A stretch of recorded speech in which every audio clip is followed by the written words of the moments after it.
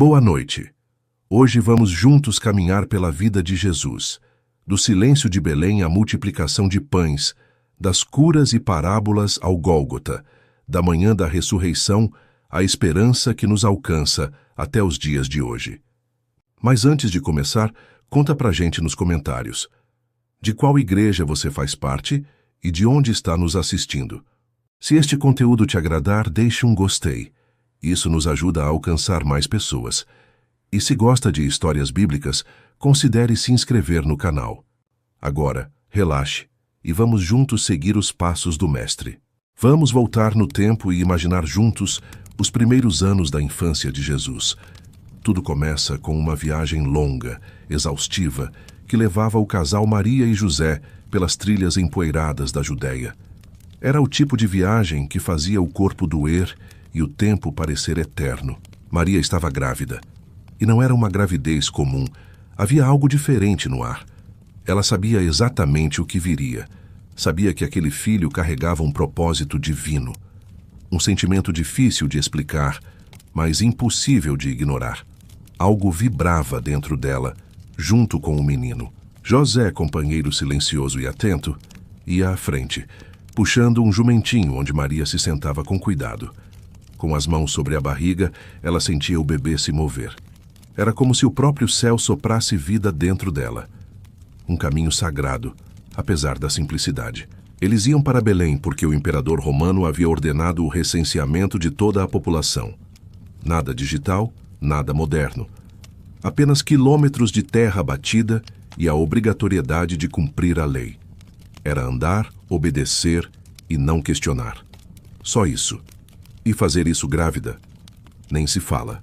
Durante o dia, o calor parecia castigar o chão. À noite, o frio se infiltrava nos ossos. Montanhas, poeira, cansaço. Maria sentia tudo, mas não reclamava. José oferecia água, ajudava com o que podia. Comiam o pão que tinham e olhavam para o céu em silêncio. A cada passo, o tempo parecia acelerar. Quando chegaram a Belém, a cidade estava tomada. Casas cheias, hospedarias lotadas. José ia de porta em porta, perguntava com gentileza, mas a resposta era sempre a mesma. Não temos mais lugar. Gente demais, espaço de menos. Maria sentia as contrações chegando. O bebê queria nascer, e logo. A urgência do corpo não combinava com a falta de abrigo. E então, como num sopro de compaixão, um homem apontou para um lugar simples atrás da casa. Um estábulo, com palha, madeira e silêncio. Não era confortável, nem cheiroso, mas era abrigo. E foi ali, naquela simplicidade crua, que Jesus nasceu. Maria o segurou nos braços, olhos marejados. O tempo parou. Ele era tão pequeno, tão calmo, e ainda assim, tão cheio de luz, como se soubesse quem era. José, com mãos de carpinteiro, preparou um lugar com feno macio. Ali, entre animais sonolentos e uma estrela insistente no céu, o Salvador chegou. Sem pompa, sem multidão, sem música, apenas amor. E um silêncio que dizia mais que qualquer palavra. Do lado de fora, o céu parecia diferente. Estrelas que normalmente passariam despercebidas, agora brilhavam com intensidade. Era como se o universo estivesse esperando por esse momento. E não muito longe dali, pastores cuidavam de suas ovelhas sob aquele mesmo céu iluminado. Eles viram uma luz forte, que não vinha do fogo nem da lua. Algo sobrenatural. Um anjo apareceu, dizendo que o Salvador havia nascido. Disse onde encontrá-lo. Deitado em uma manjedoura. Sim, uma manjedoura. Quem diria? O Rei dos Reis começando sua história entre palha e madeira. E como se não bastasse, outros anjos surgiram cantando no céu. Não para sacerdotes ou reis, mas para pastores anônimos, homens simples. E eles foram. Saíram guiados por aquela luz, por aquela voz. Nem sabiam direito o que procuravam, mas sabiam que precisavam ir. Os pastores caminharam até Belém, com pressa nos pés e expectativa nos olhos. E ao chegarem, encontraram o que o anjo havia descrito. Maria, José e o bebê deitado numa manjedoura. A luz era baixa. O cheiro de palha e vida. O clima, silêncio e reverência. Sem cerimônias, eles se aproximaram. alguns de joelhos, outros com as mãos no peito. Contaram o que tinham visto no campo, as palavras do anjo, o coral celestial. Maria ouviu tudo com atenção e guardou cada frase no coração. Era como se as peças de um quebra-cabeça começassem a se encaixar. Depois, os pastores saíram contando a todos o que viram, e quem ouvia ficava maravilhado. A notícia corria de boca em boca, mas enquanto a cidade se agitava, Maria permanecia em silêncio. Olhava o filho, o envolvia com carinho e talvez pensasse: por que eu? O tempo passou. No 8º dia após o nascimento, o menino foi circuncidado como mandava a tradição judaica, e lhe deram o nome de Jesus, nome já revelado por um anjo antes mesmo de sua concepção. Nome que significa "O Senhor salva", e sinceramente nenhum outro nome caberia tão bem. Mais adiante, Maria e José levaram o menino ao templo em Jerusalém. Era o costume consagrar o primogênito ao Senhor. Levaram 2 rolinhas como oferta, símbolo da humildade de quem não tinha muito. Ali, um homem chamado Simeão os abordou. Um homem velho, de olhos cheios de espera. Simeão tomara Jesus nos braços e disse: Agora, Senhor, podes despedir em paz o teu servo, pois meus olhos viram a tua salvação. Maria e José se entreolharam. Simeão falava como quem reconhece o Eterno mesmo envolto em carne frágil. Aquilo não era uma bênção comum. Era um anúncio. Uma profetisa chamada Ana também se aproximou. Viúva, idosa, vivia no templo dia e noite. Ao ver o menino, louvou a Deus. Começou a falar sobre ele a todos que esperavam a redenção de Israel. Mais uma vez, o mistério se confirmava. Aquele bebê não era comum. Quando tudo se cumpriu conforme a lei, eles voltaram para Nazaré, na Galileia. E lá Jesus crescia. E como crescia? Em sabedoria, em estatura e em graça. Aos olhos das pessoas, apenas mais um menino da vila. Mas por dentro, algo se formava. Algo que só o céu sabia. Alguns anos depois, sábios do Oriente chegaram a Jerusalém. Homens que estudavam os astros, os movimentos do céu. Viram uma estrela diferente, uma luz que anunciava algo grande, o nascimento do Rei dos Judeus. E foram seguindo essa estrela, com presentes nas mãos e perguntas na mente. Chegaram a Jerusalém perguntando por esse rei. Herodes, o rei da época, não gostou nem um pouco. Fingiu interesse, mas por dentro ardia em medo. Convocou sacerdotes e escribas e eles disseram: O Messias nascerá em Belém. Herodes então chamou os magos secretamente e os enviou. Vão, descubram onde ele está. Depois voltem e me contem para que eu também vá adorá-lo. Claro, uma mentira. Herodes não queria adorar ninguém. Queria eliminar qualquer ameaça. Enquanto isso, os magos seguiram. A estrela voltou a guiá-los até o lugar onde estava o menino. Ao verem a estrela parada, sentiram uma alegria indescritível. Entraram na casa, viram o menino com Maria e se ajoelharam. Abriram seus tesouros: ouro, incenso e mirra. Presentes simbólicos, cheios de significado. Ouro pela realeza, incenso pela divindade, mirra pela humanidade e pela dor que viria. Depois do encontro, foram avisados em sonho para não voltarem a Herodes. E assim fizeram. Seguiram por outro caminho. Herodes, ao descobrir que fora enganado, ficou furioso. Mandou matar todos os meninos de até 2 anos em Belém. Um ato cruel. Uma tentativa desesperada de manter o controle. Mas Deus não dorme. Um anjo avisou José em sonho: Levanta-te, foge para o Egito, fica lá até que eu te avise. Herodes quer matar o menino. José acordou, não hesitou, pegou Maria, pegou Jesus e naquela mesma noite partiram. Rápido, no silêncio, com medo e fé misturados no peito. No Egito, viveram como estrangeiros. Terra estranha, idioma diferente, rostos novos. Mas ali, Jesus foi protegido. Cresceu longe da perseguição, enquanto Herodes ardia em ira. E depois de um tempo, aquele mesmo anjo apareceu de novo. Herodes morreu. Volte para Israel. E eles voltaram. Mas souberam que o filho de Herodes reinava na Judéia. E por segurança, foram para a Galiléia, para Nazaré, aquela vila esquecida no mapa, mas gravada no plano divino. Ali, Jesus cresceu, com pés descalços, mãos curiosas e olhos que pareciam ver além. A viagem foi longa, com sol forte, caminhos de areia e o cansaço de quem carrega algo maior que os pés suportam. Ao final, encontraram abrigo no Egito, um lugar de idioma estranho, costumes diferentes, cheiros novos e um céu que não era o deles, mas agora seria. Ali ficaram, em silêncio, escondidos, esperando. Um tempo de pausa, como se o mundo segurasse a respiração. Enquanto isso, em Belém, o plano de Herodes se concretizava com brutalidade e o choro das mães ecoava entre becos e vielas. Lágrimas salgadas como a injustiça que as causava.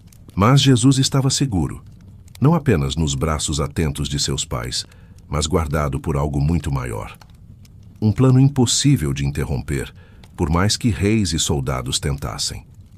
Era o início de uma infância feita de fugas, sinais, sonhos e um silêncio cheio de sentido. No Egito tudo era diferente. As casas, o clima, o ritmo. Maria e José tentavam se virar com gestos, olhares e muito improviso. A comunicação era rudimentar, mas a determinação era clara.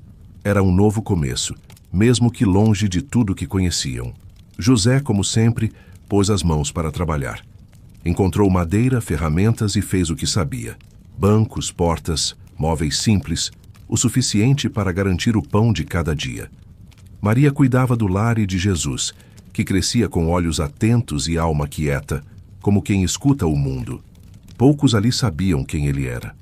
Para os vizinhos, apenas mais uma criança estrangeira. Mas dentro de casa, Maria percebia o incomum no cotidiano. Ele não chorava como os outros. Era calmo. Passava longos momentos observando o céu, as andorinhas, os movimentos quase coreografados das pessoas pela rua. Brincava com pedrinhas, desenhava na areia com galhos. Ouvia as histórias que Maria contava entre uma tarefa e outra. Às vezes, fazia perguntas que deixavam o ar suspenso. Por que a dor existe? Ou, para onde vão as estrelas quando somem? Não era só curiosidade infantil, era mais. Maria respondia como podia. Mas algo dentro dela dizia que ele entendia mais do que perguntava. Viviam com pouco, mas com paz. Era um tempo de simplicidade e preparo. Um silêncio necessário antes de tudo o que ainda viria, como o intervalo entre duas canções. Jesus aprendeu a respeitar os mais velhos, a ajudar sem ser chamado, a observar em vez de interromper. Tinha o sorriso fácil, o gesto gentil. Dividia o pão com outras crianças e abraçava Maria quando ela parecia cansada. Era um menino comum, mas havia algo brilhando por dentro. Enquanto ele crescia, o tempo também andava. Lá longe, Herodes já não era mais rei. As peças começavam a se mover de novo, e o tempo, o tempo, parecia chamar Jesus de volta ao lugar onde sua história havia começado. O tempo passou, as estradas acalmaram. Jesus já andava firme, com passos pequenos e perguntas grandes. José e Maria ainda viviam com discrição, mas algo dentro deles se acendia. Uma esperança quieta. Numa noite, José sonhou de novo. A mesma voz suave voltou a falar. Agora é seguro. Volte para casa. Herodes já não está mais no trono. José acordou com a certeza que só os sonhadores conhecem. Era hora de partir. Com cuidado prepararam tudo. Roupas simples, ferramentas, utensílios. E o mais precioso entre todos, o menino. Jesus agora falava com clareza. Perguntava sem parar. O caminho de volta foi longo. Estradas secas, vilarejos silenciosos, horizontes vastos. Mas algo mudara. Havia um propósito em cada passo. Como se, mesmo sem entender, soubessem que o destino os esperava com os braços abertos. Ao chegar a Nazaré, respiraram fundo. Um vilarejo pequeno, colinas verdes, árvores esparsas, um povo de fala mansa e trabalho duro. Ali decidiram recomeçar. Longe dos palácios, das perseguições e dos riscos. Ali, o menino cresceria, com pés descalços e olhos curiosos. A casa era de pedra e madeira. pequena, mas sólida. José reconstruiu com as próprias mãos. Cortou, mediu, pregou. Maria organizou o lar com aquele cuidado de quem sabe que tudo pode ser sagrado, até a vasilha de barro ou o canto onde bate o sol da manhã. Jesus logo fez amizades. Corria pelos campos, ria alto, voltava com o cabelo bagunçado e os pés cobertos de terra. Mas mesmo nas brincadeiras havia algo diferente nele. Se via alguém isolado, se aproximava.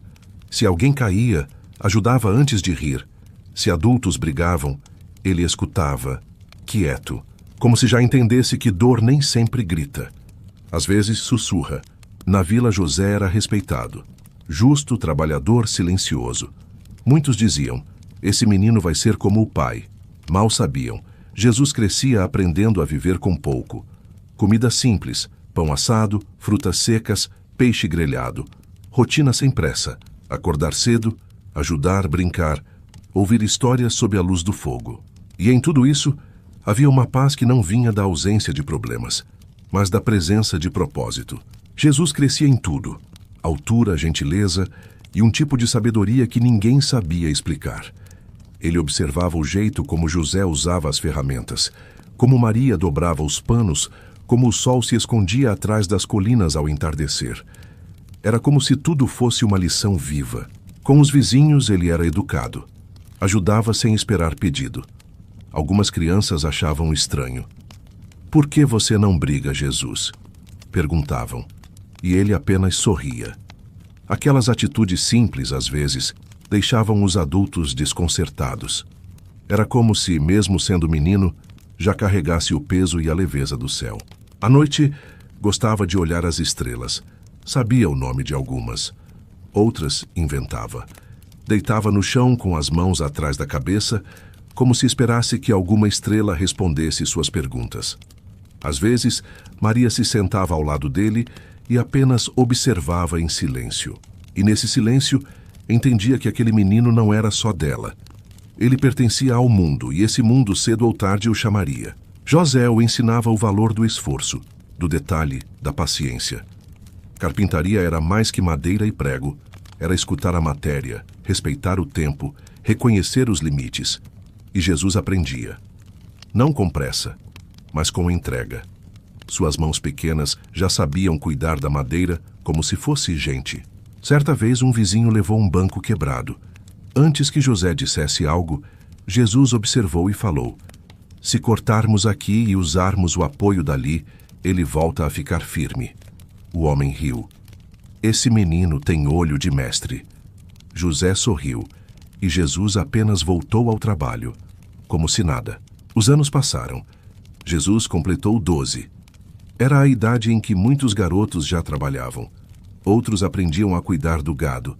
Jesus já ajudava no ofício do pai, mas também tinha sede de saber. Gostava de ouvir as escrituras, de perguntar sobre os antigos profetas, de conversar com os anciãos. Foi nessa idade que ele viajou com seus pais até Jerusalém para a festa da Páscoa. Uma multidão, gente de todos os lados, orações, fogueiras, sacrifícios. Maria e José estavam entre os milhares que subiam à Cidade Santa. Jesus também. Olhos atentos, passos firmes, mente cheia de perguntas. Depois da festa, todos começaram a voltar para casa. Era uma caravana grande, com muitos parentes e conhecidos. Maria e José imaginaram que Jesus estivesse com algum deles. Um dia inteiro se passou até notarem. Ele não estava. Aquele tipo de susto que esfria o sangue. Voltaram a Jerusalém. Procuraram por todos os cantos. 3 dias de agonia. Até que, no templo, encontraram Jesus, sentado entre os mestres, discutindo, perguntando, respondendo. Todos estavam admirados com sua inteligência. Os rabinos, surpresos. Um menino de 12 anos com perguntas de gente grande e respostas ainda maiores. Maria correu até ele. "Filho, por que você fez isso conosco? Te procuramos angustiados." E Jesus, calmo, respondeu: "Não sabiam que eu devia estar na casa de meu pai?" Maria não entendeu na hora, mas guardou aquilo, como sempre fazia, como quem sabe que algumas respostas demoram a fazer sentido. Jesus voltou com eles para casa, obediente, silencioso. e continuou crescendo, não apenas em altura, mas em sensibilidade, sabedoria e graça. Aos olhos dos outros, era só mais um jovem de Nazaré, mas Maria sabia, o céu sabia, e aos poucos até ele começava a saber. Ali, naquela vila esquecida pelo mapa, acontecia algo grandioso, longe dos olhos do mundo, longe dos templos dourados, longe das expectativas humanas. O menino crescia, aprendia, servia, em silêncio. Porque é no silêncio que o propósito ganha forma, e o tempo de Deus nunca se apressa. Enquanto outros buscavam prestígio, Jesus buscava profundidade. Enquanto uns queriam ser vistos, ele queria estar pronto. O menino de Nazaré era mais do que parecia, e cada detalhe do seu cotidiano, cada gesto simples, cada palavra mansa, tudo fazia parte de um plano eterno. O céu o observava de perto, e o mundo, mesmo sem saber, se preparava para receber sua luz. Jesus era um menino como os outros. Corria pelas ruas de Nazaré, ria alto com os amigos, jogava pedras no rio, tropeçava, caía, levantava. Mas havia algo nele que chamava a atenção. Mesmo quando estava calado, sua presença falava, e não era pouco. Enquanto alguns zombavam dos mais fracos, Jesus estendia a mão. Se riam de quem errava, ele se sentava ao lado do envergonhado, dividia o pão com naturalidade. Era o tipo de criança que não gritava para ser ouvida. O silêncio dela bastava. Havia um respeito ao redor dele. Não um respeito por medo, mas por algo mais sutil e difícil de explicar. Sua forma de ser tocava as pessoas. Alguns meninos achavam esquisito. Por que ele nunca mente, mesmo quando podia escapar de um castigo? Boa pergunta. Outros mais sensíveis apenas se aproximavam, não para brincar, só para estar perto. Como se ficar ao lado dele aquecesse algo por dentro, tipo sentar perto de uma fogueira em noite fria, sem precisar dizer nada, só sentir o calor. Jesus não se achava melhor do que ninguém. Ouvia todos, respeitava todos. Mas havia limites que ele não cruzava. Se a brincadeira começava a virar zombaria, ele se afastava. Se o grupo brigava, ele falava algo calmo. E como num passe, tudo se acalmava. No trabalho com José, mostrava dedicação. Mas também sabia a hora de parar. Subia no monte, olhava a vila lá de cima, observava o vai e vem do povo, o som da carroça, os animais passando. E ficava ali, respirando, como se enxergasse além do óbvio. À noite, quando os meninos se juntavam para contar histórias exageradas, ele ouvia. Mas quando falava, preferia as coisas simples. O canto de um passarinho, o jeito das nuvens, o silêncio que fica entre uma pergunta e uma resposta. Coisas pequenas, que ditas por ele, pareciam enormes. Havia em Jesus uma maturidade silenciosa. Ele não era triste, nem distante. Sabia sorrir, brincar, abraçar, mas carregava nos olhos um pensamento a mais. Uma calma que não era comum, como se dentro dele morasse um mundo inteiro. E esse mundo esperasse o momento certo para aparecer. Os jovens de Nazaré não entendiam quem ele era, mas todos, de alguma forma, se sentiam tocados por ele. Era aquela sensação estranha de estar perto de algo diferente, algo puro. Aqueles que o conheciam de perto sentiam. Ele mudaria o mundo, mesmo sem saber como. José era um homem calado, de gestos firmes. Não falava muito, mas quando agia, ensinava. Era com o martelo, com o serrote, com o silêncio entre uma tarefa e outra. E Jesus, menino ainda, prestava atenção em tudo, como quem grava lições sem precisar de palavras. Todos os dias antes do sol nascer, José já estava de pé. Lavava o rosto, ajeitava as ferramentas, agradecia em silêncio. E começava, com humildade, com dedicação, e com um ritmo que só os justos carregam. Jesus observava tudo e repetia. Foi com José que aprendeu o valor do esforço. Descobriu que nada cai do céu, nem para quem veio de lá, que a madeira tem que ser escolhida com cuidado, que o corte precisa ser exato e que não se apressa o que precisa de paciência. José dizia: quando se constrói algo com as mãos, também se constrói algo dentro do coração.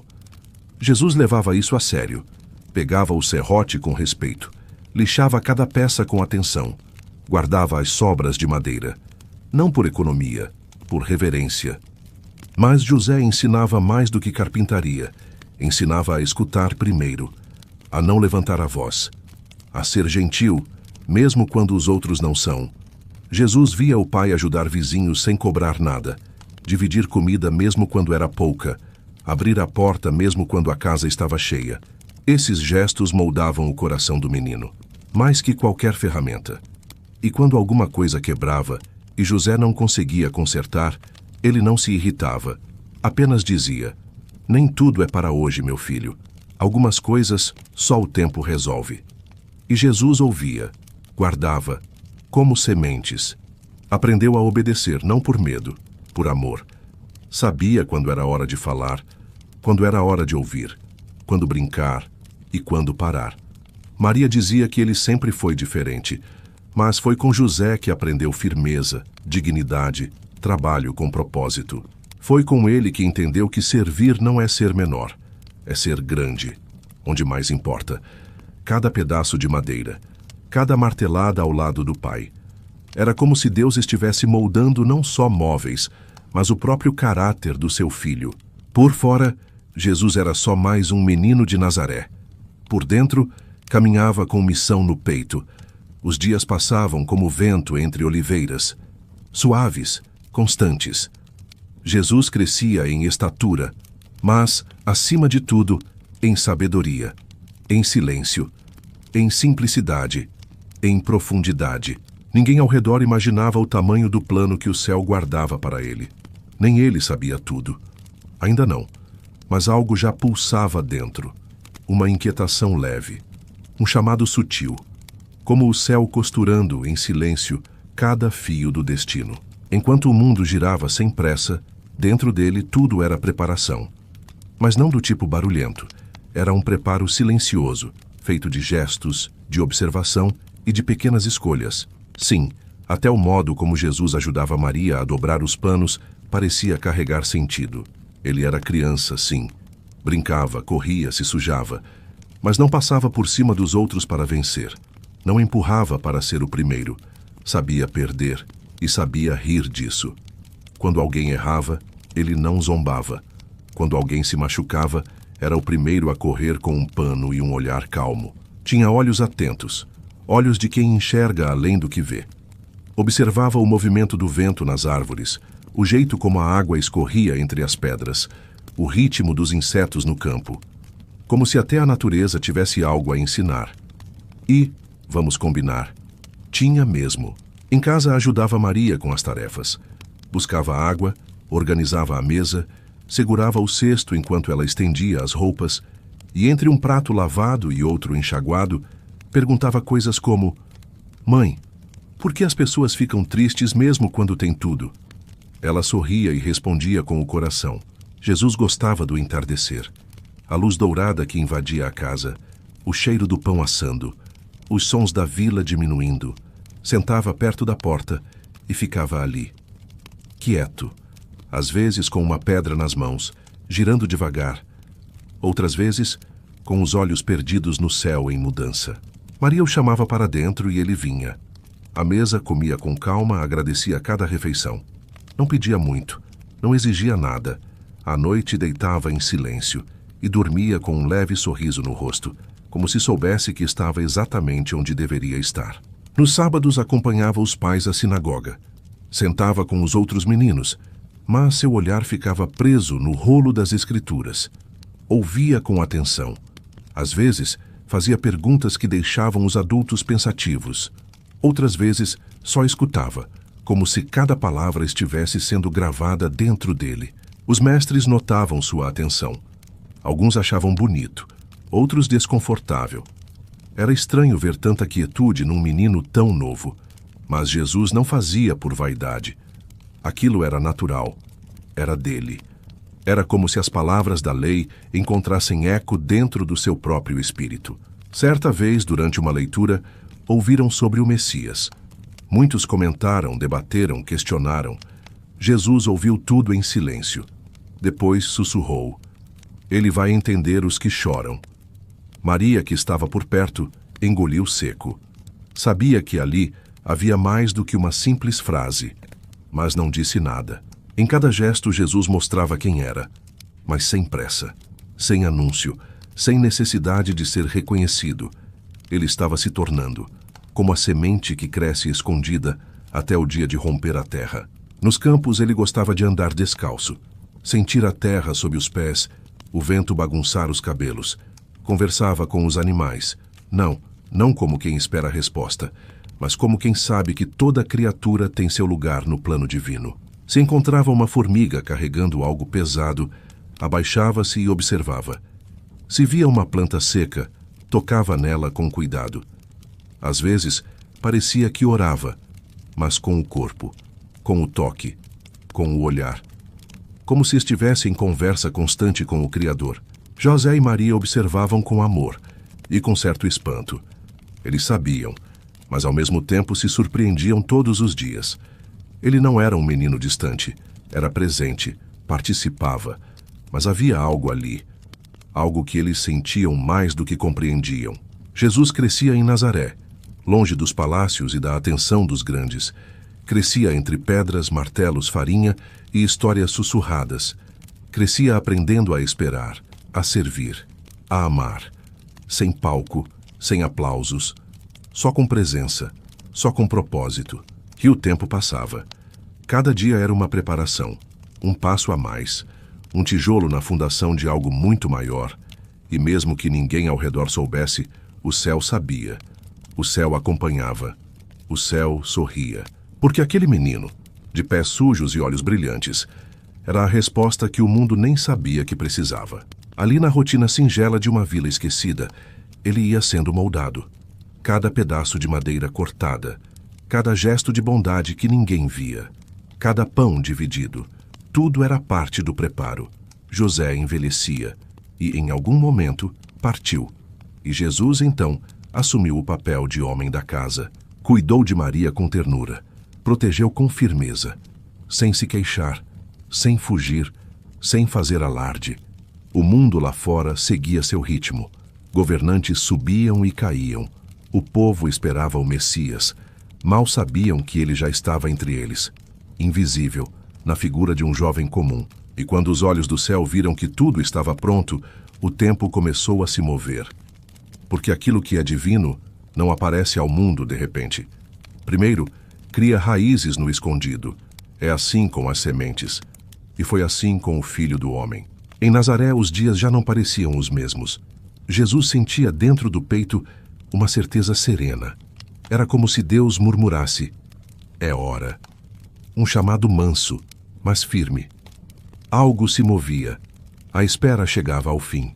Jesus ouviu falar de um homem chamado João, um profeta diferente. Comia gafanhotos, vestia pele de camelo e pregava no deserto. Não exatamente o tipo que você convida para jantar, mas o povo ia até ele. Algo na sua voz fazia os corações estremecerem.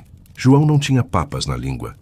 Gritava às margens do Rio Jordão: arrependam-se, preparem o caminho do Senhor. Gente simples, soldados, cobradores de impostos, todos se reuniam para ouvi-lo. Alguns choravam, outros ficavam desconcertados, mas ninguém saía igual. Ele tocava em feridas que muitos preferiam esconder. E João batizava.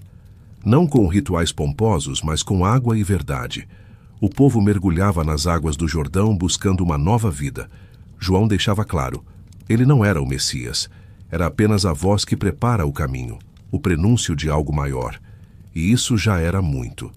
Jesus decidiu ir até ele. Caminhou quilômetros. Cruzou trilhas secas, campos silenciosos, vilas empoeiradas. E chegou. Quando João viu Jesus se aproximando, parou. O coração acelerou, como se soubesse, como se o próprio céu tivesse sussurrado: é ele. E foi isso mesmo. Jesus pediu para ser batizado. João, surpreso, hesitou. Eu deveria ser batizado por ti. E tu vens a mim. Mas Jesus respondeu com firmeza calma: deixe assim por enquanto. É preciso que tudo se cumpra. João entendeu. E ali, nas águas comuns do Jordão, o extraordinário aconteceu. Quando Jesus saiu da água, o céu se abriu. Uma pomba desceu sobre ele. E uma voz, vinda das alturas, ecoou: este é o meu filho amado, em quem me alegro. Não houve relâmpagos nem trovões, só a presença pura, simples, mas cheia de eternidade. Não havia multidões, nem manchetes, mas naquele instante o mundo mudava. O céu havia confirmado. O Filho estava pronto. E, curiosamente, o primeiro passo depois da confirmação não foi pregar, foi se retirar. Sim, isso mesmo. Nada de festa, nada de plateia, apenas deserto. Jesus foi conduzido pelo Espírito ao deserto. Lugar seco, árido, com calor escaldante durante o dia e frio cortante à noite. Sem sombra, sem conforto, sem distrações. Só Ele e Deus. Durante 40 dias e 40 noites esteve ali, em jejum, em silêncio, em luta interior. Ali ele enfrentou tentações, não como monstros visíveis ou vilões de capa preta, mas em forma de sugestões, ideias sedutoras, vozes que diziam: transforme essas pedras em pão. Afinal, ele estava com fome, mas Jesus respondeu: nem só de pão vive o homem. Ou seja, não é o estômago que comanda. Depois o tentador o levou ao alto do templo. Jogue-se daqui, os anjos vão te proteger. Uma tentativa de espetáculo. Mas Jesus não caiu nessa. Não precisava provar nada a ninguém. A fé dele não dependia de plateia. E isso incomoda quem vive de aparência. Por fim, o levou a um monte muito alto e mostrou todos os reinos do mundo. Tudo isso te darei se te ajoelhares diante de mim. A tentação do poder, da glória, da fama. Mas Jesus foi claro: adora apenas ao Senhor teu Deus. E com isso, encerrou a conversa. Vencida a tentação, os anjos vieram servi-lo. Não para fazer espetáculo, mas para renovar suas forças. O deserto que poderia tê-lo derrubado, o fortaleceu. E quando voltou, voltou diferente. Não só mais forte, mas com a clareza de quem sabe exatamente o que veio fazer. Jesus então foi para a Galileia. Começava ali sua vida pública. Mas calma, ele não chegou anunciando um novo reino com bandeiras. Começou aos poucos, chamando pessoas simples, gente que não tinha título, mas tinha coração. Pescadores, cobradores de impostos, gente esquecida. E cada chamado era uma semente. A luz havia começado a brilhar, e com ela, a esperança de um novo tempo. Ele não chegou com cavalo branco nem com comitiva. Chegou com poeira nos pés, serenidade no rosto e uma paz que falava antes de qualquer palavra. E ali, na simplicidade, as pessoas começaram a se aproximar. Algo nele fazia o silêncio ao redor parecer mais leve, quase acolhedor. Jesus não usava palavras complicadas, nem gritava para convencer. Contava histórias simples tiradas da vida comum, do campo, do pão, da pesca, e quem ouvia, entendia. Não porque fosse fácil, mas porque era verdadeiro. Era como se ele dissesse em voz alta o que as pessoas só ousavam pensar em silêncio. Logo a fama dele começou a crescer. Não por causa dos milagres, mas pela forma como ele olhava. Um olhar que atravessava a superfície, que enxergava a alma. Um olhar que dizia: eu te vejo. E isso, convenhamos, é raro e precioso. Jesus voltou a Nazaré, sua cidade natal. Entrou na sinagoga, como fazia desde pequeno. Deram-lhe o rolo das Escrituras. Ele leu palavras sobre libertação, cura e esperança. Depois, fechou o texto e disse: hoje isso se cumpriu. Pronto. A frase foi suficiente para causar rebuliço. Alguns ficaram maravilhados. Outros nem tanto. Não é esse o filho de José? Murmuravam. Quem ele pensa que é? Jesus sabia. Sabia que nem todos aceitariam. Sabia que sua presença incomodava. E mesmo assim ficou em pé, porque ele sabia que não veio para agradar, mas para transformar. De lá ele começou a caminhar por outras vilas. Falava sobre o amor de Deus, sobre o perdão, sobre a fé que começa pequena, como um grão de mostarda, mas é capaz de mover montanhas. Onde ele passava, algo mudava. As pessoas não saíam do mesmo jeito. Um grupo começou a se formar. Homens simples, pescadores, cobradores de impostos, jovens cheios de perguntas e nenhuma resposta pronta, Gente que talvez nem soubesse orar direito, mas que tinha sede. Sede de sentido, de verdade, de vida. Jesus não escolheu os certos, escolheu os dispostos. E assim, sua missão começou. Não com tronos ou armaduras, mas com passos firmes sobre a terra batida. Não com promessas vazias, mas com mãos estendidas. Com um "vem e vê" que ecoava no coração de quem já estava cansado das velhas respostas que não curavam nada. Certo dia, ele foi até o mar da Galileia.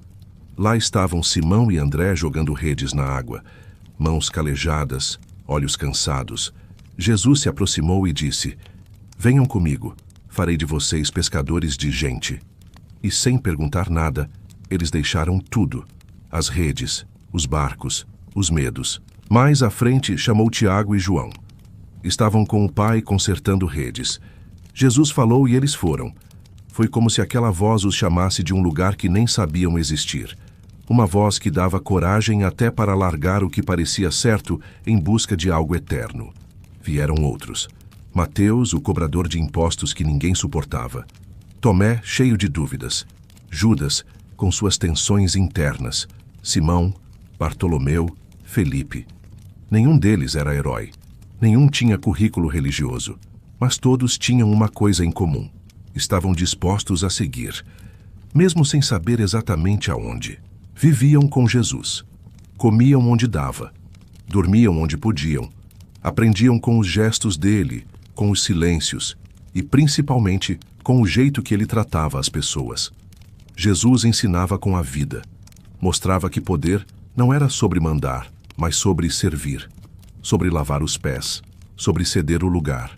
Nem todos entendiam o tempo todo, mas sentiam e seguiram, com medo às vezes, com fé quase sempre, com dúvidas, com tropeços, com coragem, porque segui-lo era menos sobre ter certezas e mais sobre confiar no invisível. E isso era revolucionário. Jesus seguia andando, e com ele andavam as multidões. O que as atraía? Nem sempre era o discurso, era o jeito como ele ouvia, como ele tocava, como ele fazia cada pessoa sentir que era vista, ouvida, reconhecida, como se dissesse: "Você não é invisível." A primeira cura registrada aconteceu em Cafarnaum. Um homem ardia em febre. Jesus entrou, tocou sua mão, e a febre foi embora. Simples assim. E claro, a notícia correu. Quando viram, a porta da casa estava cercada. Cegos, mudos, paralíticos, crianças, mães desesperadas, pais em silêncio com os olhos cheios d'água. E ele os recebia, um por um. Não se apressava. Não ignorava ninguém. Tocava com cuidado.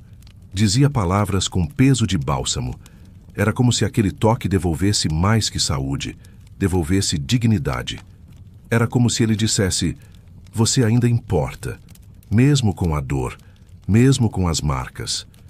Em cada vila por onde passava, Jesus causava alvoroço.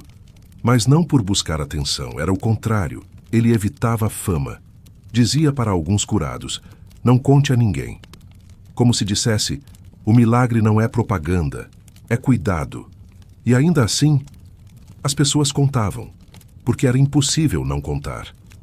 A notícia se espalhava, e junto dela a curiosidade. Quem era esse homem que andava entre os pobres, que sentava com pecadores, que falava com mulheres, que tocava leprosos? Quem era esse que, em vez de condenar, perdoava, que em vez de fugir do caos, entrava nele? Alguns diziam: é um profeta. Outros: é o Messias. Outros ainda o chamavam de herege, louco, perigoso. Os líderes religiosos começaram a se incomodar. Ele não respeita o sábado. Ele perdoa pecados, como se fosse Deus.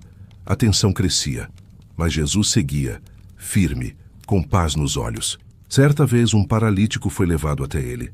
A multidão era tanta que abriram o teto da casa e o desceram por cordas. Imagina a cena. Jesus olhou para o homem e disse: "Seus pecados estão perdoados." Pronto, a sala gelou. Os fariseus sussurraram: "Quem ele pensa que é?" Mas Jesus sabia o que murmuravam e respondeu com uma pergunta: "O que é mais fácil?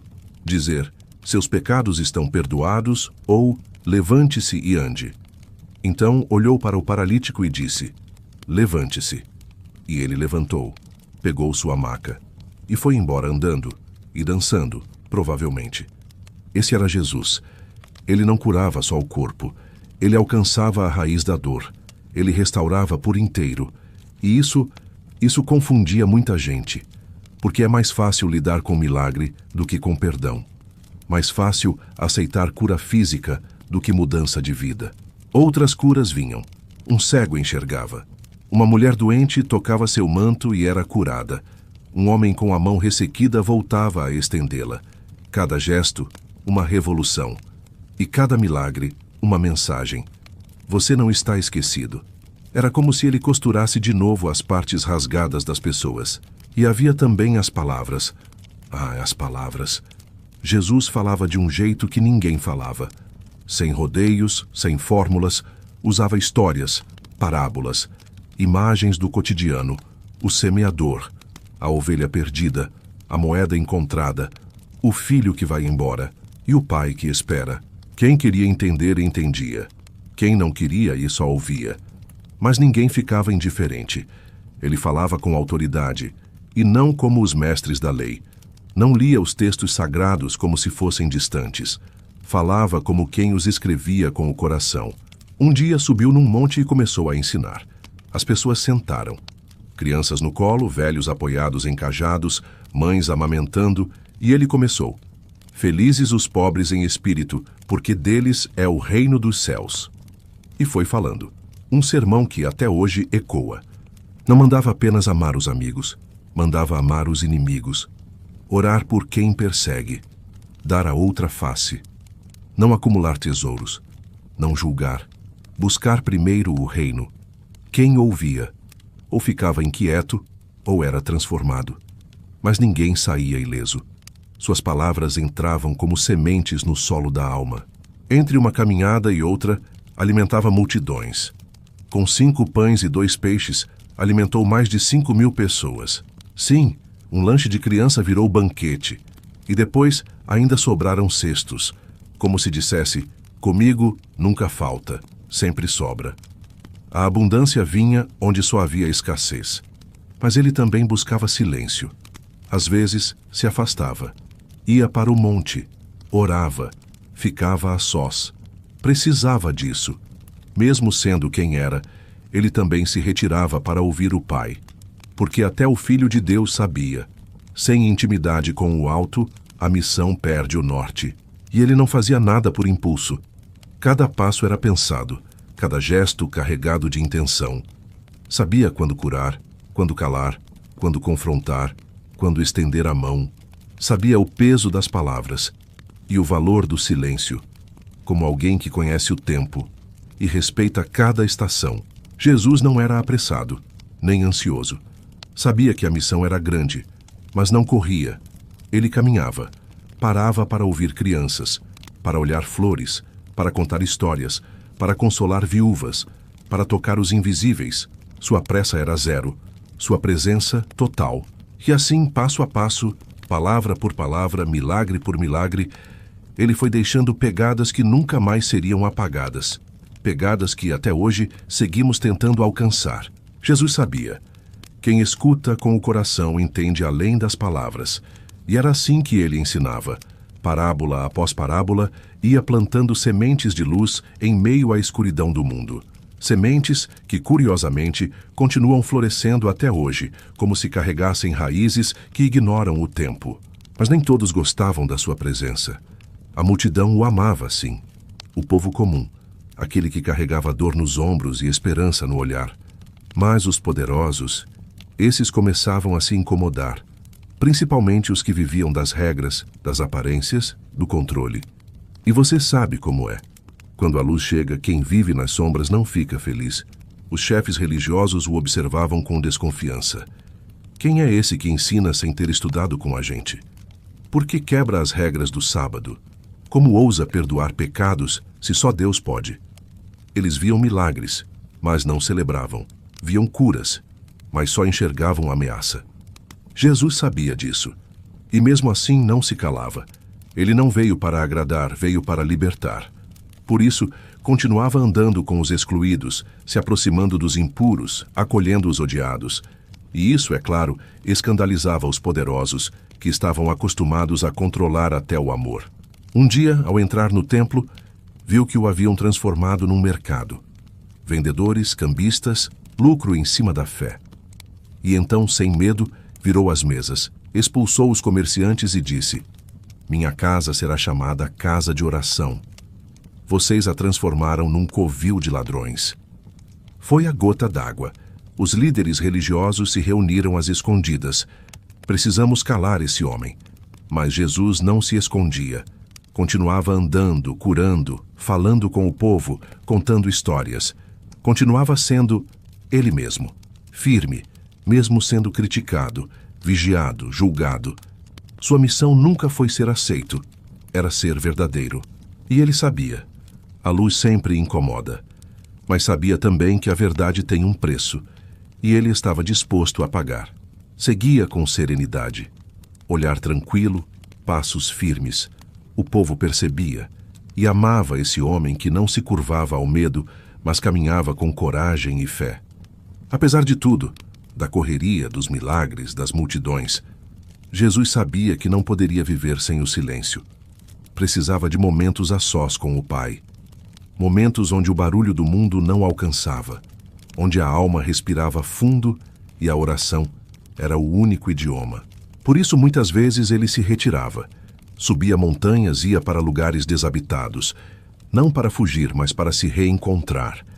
Era ali que se fortalecia. Ali, no silêncio, ele ouvia o céu. Não se tratava de escapar, mas de lembrar quem era, de ouvir o que só o Pai podia dizer. As pessoas o viam curar, ensinar, acalmar tempestades. Mas o que não viam era o homem que orava sozinho durante a noite, que mesmo sendo filho de Deus, precisava de paz. Precisava entregar tudo ao Pai, pedir força, respirar fundo, silenciar por dentro. Às vezes orava com palavras, outras vezes apenas com o olhar voltado para o céu. Ficava ali horas, sem pressa, sem distrações. Só ele e o Pai. Não havia dúvidas, nem negociações. Só entrega, só confiança. Como quem sabe, não dá para caminhar com os outros se não andamos antes com Deus. Era na oração que ele se renovava, que encontrava coragem, que recebia amor, que alinhava o coração ao propósito. Era nesse lugar secreto que tudo fazia sentido, porque ele sabia, por mais que o mundo precisasse dele, ele também precisava de Deus. E sem isso, tudo perderia o sentido. Certa vez, chamou os discípulos para orar. E foi nesse momento que algo ficou claro. Ele não ensinava apenas com palavras, ensinava com atitudes. A oração não era discurso, era prática. Era ali que os corações se abriam, que o céu tocava a terra, que as dúvidas se calavam. Aos poucos os discípulos entenderam. Eles também precisavam disso. Precisavam parar, precisavam ouvir, precisavam fortalecer a fé na quietude. A oração virou refúgio, e ali, no meio do caos, encontravam uma paz que só a presença divina pode oferecer.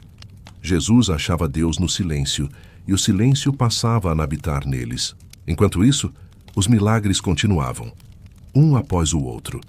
E não eram apenas atos de poder, eram gestos de compaixão. Cada cura tinha um nome, um rosto, uma história. Jesus não fazia milagres em série.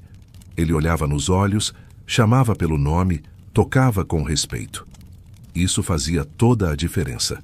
Um dia 10 leprosos vieram ao seu encontro. Ficaram à distância, como mandava a lei. Pediram por misericórdia. Jesus os viu e disse: vão e se apresentem aos sacerdotes. No caminho foram curados, mas só um voltou para agradecer, um estrangeiro. Jesus olhou e perguntou: e os outros 9? Uma pergunta incômoda até hoje, não? Outro dia, uma mulher encurvada há 18 anos apareceu. Jesus a chamou. Tocou nela, e ela se endireitou. Simples assim. Os líderes religiosos se escandalizaram. Hoje é sábado. E Jesus, com a calma de quem não deve nada a ninguém, respondeu: ela é filha de Abraão. E não podia ser libertada hoje. Havia também um homem com a mão ressequida. Jesus o curou num sábado bem na frente de todos, não por desafio, mas por misericórdia, e disse: o sábado foi feito para o homem, e não o homem para o sábado. E com isso, devolveu sentido à própria fé. Ele enxergava além das regras, além da aparência. Ele via o coração, e não suportava ver a fé sendo usada como algema. Por isso confrontava, não para humilhar, mas para libertar. Não para derrubar, mas para reconstruir. Era amor com coluna vertebral, com firmeza, com verdade. Mas nem só de confrontos era feita sua jornada. Jesus sabia celebrar, participava de festas, conversava nas praças, observava crianças brincando, e sempre havia tempo para uma boa história. As parábolas que contava eram espelhos, mostravam o melhor e o pior de nós, com ternura, com ironia, com graça. Certa vez falou de um homem que encontrou um tesouro escondido num campo. Vendeu tudo e comprou aquele campo. Outra vez, de uma mulher que perdeu uma moeda e virou a casa até encontrá-la. Cada história era uma janela para o reino, e quem quisesse olhar, podia ver.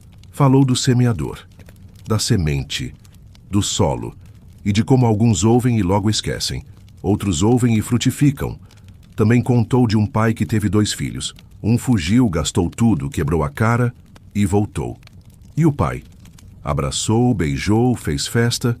E você? O que teria feito? Jesus não jogava verdades como pedras, plantava verdades como sementes.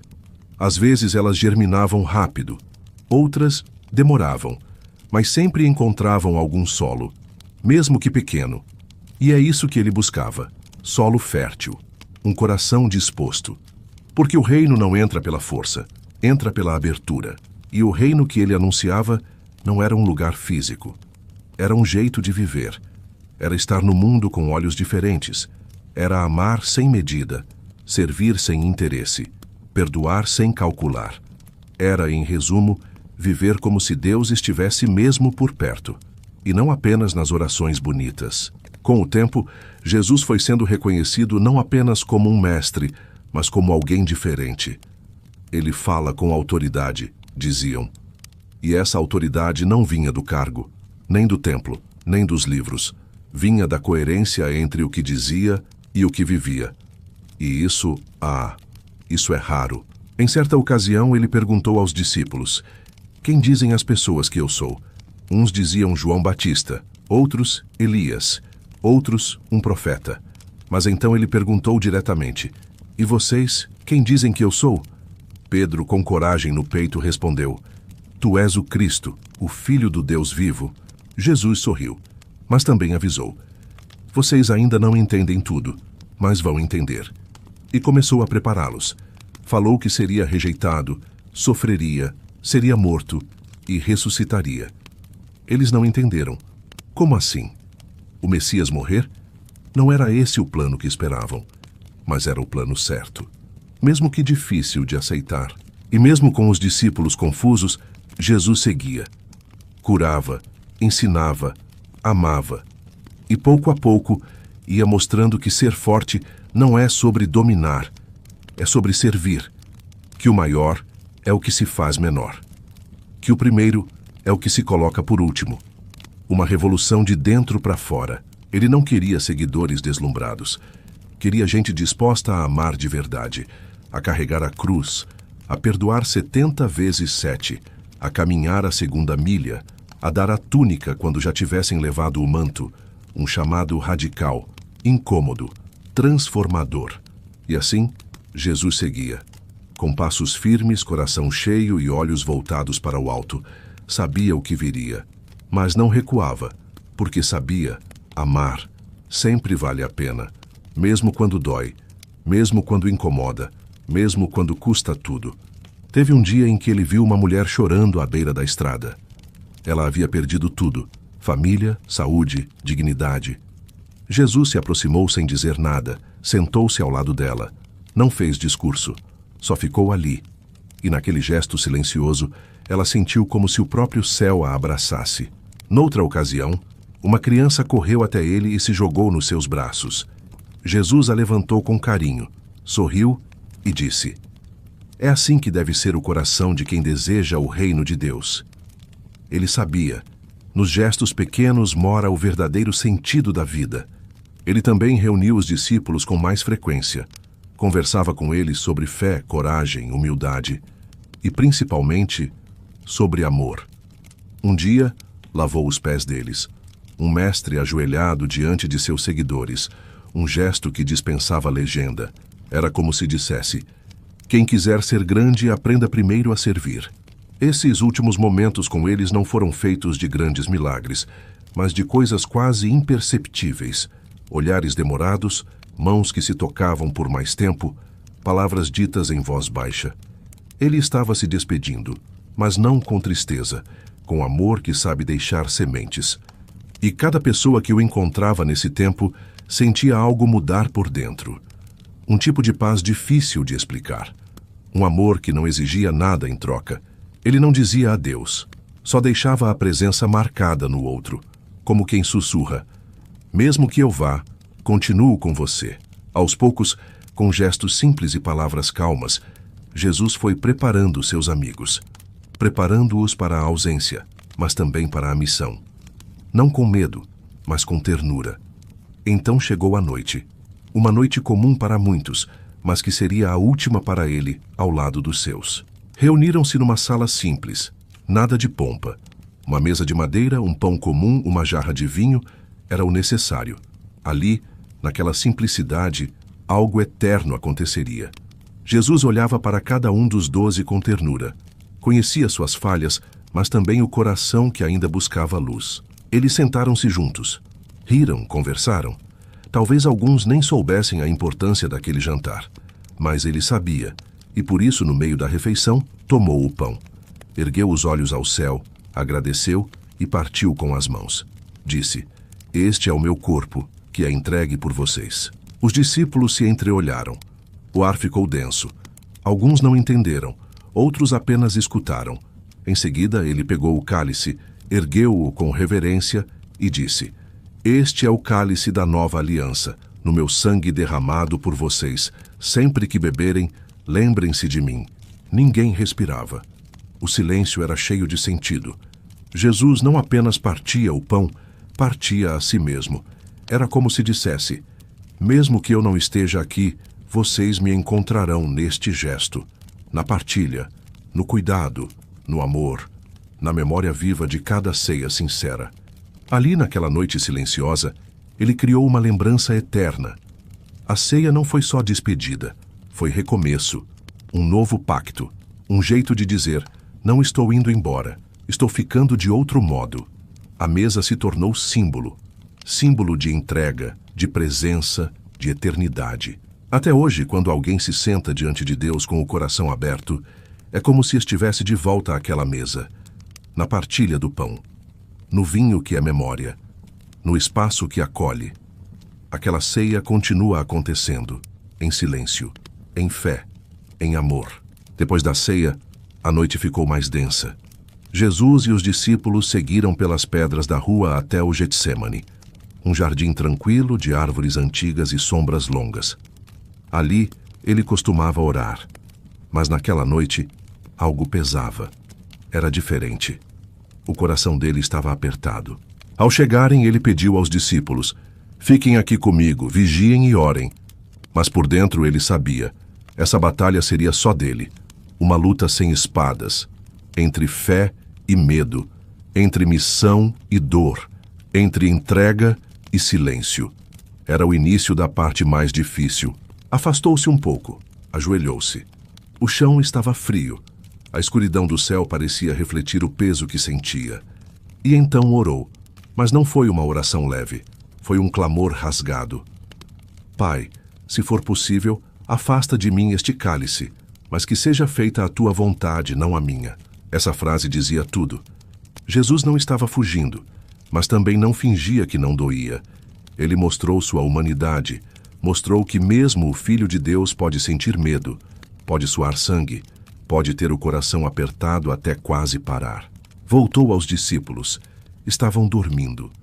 Mesmo ali, no momento mais pesado, ele os olhou com compaixão, sem raiva, sem cobrança. apenas voltou a orar. E ali, naquele jardim sem aplausos, sem multidões, ele venceu a maior batalha, a de continuar, mesmo sabendo o que viria. Ainda no jardim, quando a noite parecia segurar a respiração, luzes surgiram entre as árvores. Tochas, passos apressados, vozes. Era a guarda. Vieram com pressa, armados, como se fossem prender um criminoso. Judas veio à frente. Aproximou-se de Jesus e deu-lhe um beijo. O gesto era o sinal combinado. Jesus olhou para ele, não com raiva, nem com surpresa, mas com tristeza serena. E disse: Judas, com um beijo você trai o Filho do Homem. Era como se dissesse: você ainda tinha escolha. Mas Judas já havia escolhido, e a história seguiu seu curso. Os guardas o agarraram. Pedro, sempre impulsivo, puxou a espada e cortou a orelha de um deles. Jesus o repreendeu. Guarde sua espada. Quem com ferro fere, com ferro será ferido. E tocando o ferido, curou-o, mesmo ali, mesmo sendo preso, mesmo sendo traído. Levaram-no à força. Os discípulos fugiram confusos, assustados, com o coração na boca. Jesus foi levado primeiro ao Sinédrio, o conselho religioso. Lá começaram o julgamento, mas não havia provas, só acusações vagas, testemunhos contraditórios, uma tentativa desesperada de justificar o que já estava decidido. Perguntaram: você é o Filho de Deus? Jesus respondeu com firmeza calma: tu o disseste. Aquilo bastou. Gritaram: é blasfêmia. E ali começou a violência. Cuspiram nele, bateram com varas, cobriram seus olhos e zombaram. Profetize! Quem te bateu agora? O Messias ali sendo tratado como escória. Enquanto isso, o dia ainda nem havia clareado. Jesus, já ferido e exausto, era arrastado diante dos líderes religiosos, homens da lei, estudiosos da Torá, e ainda assim, tomados por inveja e medo. Não suportavam a luz que Jesus carregava, porque luz incomoda quem se acostumou com a sombra. Começaram o julgamento. Testemunhas se revezavam. Nenhuma história batia com a outra. Acusações frágeis, inventadas às pressas. Jesus, silêncio. Um silêncio que gritava mais do que qualquer palavra. Um silêncio que dizia: eu sei quem sou, e não preciso provar nada. Mas o povo queria a condenação. Queria um veredito. Então levaram Jesus até Pilatos, o governador romano. Pilatos o observou, o interrogou e viu. Aquele homem não era culpado. Não vejo mal nenhum nele, disse. Mas a multidão, agitada, manipulada, começava a gritar: crucifica-o! Pilatos hesitou, tentou negociar. Era costume libertar um preso na Páscoa. Escolham, Jesus ou Barrabás. E o povo escolheu Barrabás. Sim, o criminoso. A voz da multidão era mais alta que a da razão. Pilatos, lavando as mãos, selou sua covardia. Façam o que quiserem, eu me isento. Você já parou para pensar nisso? Entre a liberdade de um inocente e a soltura de um criminoso, escolheram o criminoso. Porque Jesus não atendia às expectativas. Ele não era o tipo de salvador que queriam. E o que não se encaixa, o mundo tenta eliminar. Pilatos lavou as mãos, literalmente, como se isso o isentasse. Mandou açoitar Jesus. 39 chicotadas, cada uma rasgando a pele. Depois, zombaram dele. Colocaram um manto púrpura, uma coroa de espinhos. Bateram com um caniço em sua cabeça. Salve, rei dos judeus! Diziam entre risos e sangue. Foi assim. Num julgamento sem provas, numa decisão sem justiça, o mais puro dos homens foi condenado. E Jesus não gritou, não argumentou, não pediu socorro, apenas aceitou. Não por fraqueza, mas por amor, porque sabia, daquela injustiça nasceria a salvação de muitos. Depois disso, entregaram-no para ser crucificado. Soldados trouxeram uma cruz, grande, pesada, e colocaram sobre seus ombros. Cada farpa da madeira parecia gritar dor, mas o que mais pesava não era a cruz, era o peso do mundo inteiro, de cada erro, de cada medo, de cada culpa. Ele carregou a própria cruz por um trecho. Jesus andava devagar. o corpo coberto de feridas. As pernas cambaleavam, o sangue escorria da coroa de espinhos. Alguns choravam, outros riam, outros apenas olhavam, sem saber o que sentir. Jesus caía, 1, 2, 3 vezes, mas se levantava, porque ele sabia. Cada passo era um passo de amor. Pedro sentiu um frio na espinha. Era madrugada e o pátio estava cheio de murmúrios, luzes trêmulas de tochas e rostos desconfiados. Uma mulher o encarou e perguntou: "Você estava com ele, não estava?" Pedro respondeu rápido, olhos arregalados: "Não, eu não sei do que você está falando." Primeira negação. Alguns minutos depois, outra pessoa se aproximou. "Eu vi você com ele, tenho certeza." O coração de Pedro batia descompassado. "Homem, eu não sou." Segunda negação. A tensão subia, o suor escorria. Era como se cada palavra o afastasse mais da verdade e dele mesmo. Então mais alguém falou apontando o dedo: "Seu jeito de falar te entrega. Você é da Galileia, você conhece Jesus?" Pedro explodiu: "Eu não conheço esse homem." Terceira negação. Nesse instante, um galo cantou ao longe, um som simples, mas que carregava o peso de uma profecia. Pedro parou. O chão parecia sumir. Lembrou das palavras de Jesus: "Antes que o galo cante, você me negará 3 vezes." E como se o tempo desacelerasse, os olhos de Jesus encontraram os dele. Um olhar sem raiva, sem julgamento, apenas tristeza e amor. E isso foi o que mais doeu. Pedro saiu correndo, sem rumo, com o coração em pedaços. Chorava. Chorava porque sabia. Ele amava Jesus. Mas o medo falou mais alto. Quantas vezes também deixamos o medo calar nossa fé?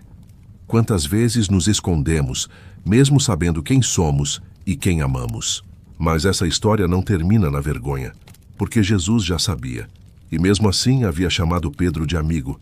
Isso mostra algo grandioso. O amor de Deus não muda quando falhamos. A cena é dura, mas também é cheia de esperança. Se Pedro foi perdoado, quem mais não pode ser? Jesus andava com dificuldade, até que caiu. E ali, no chão, um homem foi chamado para ajudá-lo. Simão, vindo do campo. Colocaram a cruz em seus ombros. Simão carregou por um tempo. Sem saber, participava da história mais importante do mundo. E você? Já ajudou alguém a carregar uma cruz? Mesmo cambaleante, Jesus olhava ao redor. Viu mulheres chorando e disse: "Não chorem por mim, chorem por vocês e por seus filhos." Mesmo na dor, ele pensava nos outros. Mesmo a caminho da morte, ele ainda espalhava consolo. Chegaram ao Gólgota, o lugar da caveira. Um campo seco de pedras duras e céu nublado. Os soldados deitaram Jesus sobre a cruz. Pregaram suas mãos, seus pés. A madeira tremeu, o céu escureceu. A cruz foi erguida. E ali, entre o céu e a terra, o Filho de Deus foi pendurado. De um lado, um ladrão zombava. Do outro, um coração arrependido. "Lembra-te de mim, Jesus, quando entrares no teu reino." E ele respondeu: "Hoje mesmo estarás comigo no paraíso." Mesmo na cruz, ele salvava. Mesmo na dor, ele perdoava. Mesmo morrendo, ele dava vida. Mesmo ali, pendurado, com os pulmões apertados, ainda havia espaço para a graça, para a promessa, para a vida. Porque onde Jesus está, até a morte perde a força. Abaixo da cruz estavam Maria, sua mãe, e João, o discípulo amado. Jesus os viu. Entre dores e respiração difícil, ainda conseguiu dizer: "Mulher, eis aí teu filho." E para João: "Eis aí tua mãe." Até no fim, ele cuidava, repartia amor, costurava a família no meio da dor. O céu escureceu. Era como se a criação sentisse, como se até as árvores e os pássaros soubessem. Algo grandioso e doloroso acontecia. Jesus, com o corpo já fraco, olhou para o alto e disse: "Pai, por que me abandonaste?" Um grito rasgado. De quem conhece o silêncio de Deus. Um grito que, até hoje, ecoa em quem já se sentiu só. Mas era mais que dor. Era cumprimento da profecia. Logo depois falou: "Está consumado." 2 palavras, simples, definitivas. A missão estava completa. O plano do céu havia chegado ao ponto mais profundo. E então, com voz suave, disse: Pai, nas tuas mãos entrego o meu espírito. E ali, no mais alto do amor, ele expirou. O véu do templo, grosso e pesado, se rasgou de cima a baixo. A terra tremeu. O céu se curvou. O centurião, que assistia a tudo, disse com os olhos arregalados e o peito apertado: verdadeiramente, este era o Filho de Deus. Uma confissão que ecoaria pelos séculos. Nicodemos e José de Arimateia pediram o corpo. Pilatos, surpreso com o pedido, permitiu. José de Arimateia, acompanhado de Nicodemos, retirou o corpo de Jesus da cruz. Um momento delicado, de reverência. Suas mãos, calejadas, agora tocavam o corpo ferido com a delicadeza de quem segura o próprio céu envolto em carne. Nicodemos trouxe cerca de 30 quilos de uma mistura de mirra e aloés, um perfume usado para sepultamentos. Eles enrolaram o corpo em lençóis de linho limpo, tudo feito com o respeito que se dá a um rei. Porque mesmo sem coroa visível, aquele corpo já tinha governado corações. Colocaram Jesus em um túmulo novo, escavado na rocha. Nunca antes usado. Era como se aquele lugar tivesse sido esculpido só para ele. Um silêncio pesado pairava. A pedra foi rolada. Grande, fria, final. Do lado de fora, o mundo seguia. Mas para os discípulos, o tempo congelou. Cada um lembrava dos milagres, dos sorrisos, dos passos sobre as águas, do olhar que enxergava a alma. E agora, tudo isso parecia trancado atrás de uma rocha. O sábado chegou, e com ele o silêncio mais denso da história. Descansaram, como pedia a lei. Mas o coração, este, não descansava. Mas não era o fim. Era apenas o intervalo entre dois atos. O céu parecia quieto. Mas quietude não é ausência. Às vezes o céu trabalha no silêncio, e ali, no escuro do túmulo, algo se preparava. Uma nova aurora, um novo começo. A semente havia sido enterrada, não para apodrecer, mas para florescer. E isso muda tudo. Porque mesmo quando tudo parece perdido, o céu nunca deixa de trabalhar. Os soldados vigiavam o túmulo. Os líderes religiosos pediram reforço. E se os discípulos roubarem o corpo? Como se pudessem impedir o céu com lanças. O medo deles não era o corpo sumir, era a verdade aparecer. E bem, essa parte eles não podiam controlar, porque o plano nunca foi acabar ali. A morte parecia ter vencido, mas Jesus já havia prometido, voltaria. O túmulo era apenas pausa, uma vírgula. Enquanto o mundo chorava, o céu se organizava. E como todo bom milagre, esse também começou no invisível. 3 dias depois a pedra foi removida, não por mãos humanas, mas por uma força maior. A luz entrou, o impossível se fez real. O corpo não estava mais ali, porque Jesus havia ressuscitado. Sim, ele venceu. E com ele, venceu a vida, a esperança, a promessa. E sabe o que isso significa? Que nada está realmente perdido. Que a escuridão não tem a palavra final. Que mesmo quando tudo parece enterrado, Deus já está preparando a ressurreição. E essa, meu amigo, acontece primeiro no coração, antes de surgir diante dos olhos. A ressurreição não foi apenas um evento, foi um recado eterno. Há sempre um novo dia esperando por você. Há sempre um novo fôlego que vem depois do cansaço. Há sempre uma porta que se abre, quando todas as outras pareciam fechadas. No domingo, bem cedo, algumas mulheres foram ao túmulo. Levavam perfumes, panos, cuidado. Mas ao chegar, algo estava diferente. A pedra havia sido removida. O túmulo, vazio. O coração acelerou. Maria Madalena correu. Chorava. Achava que alguém havia levado o corpo. Mas então, alguém a chamou pelo nome. Maria! Uma voz conhecida.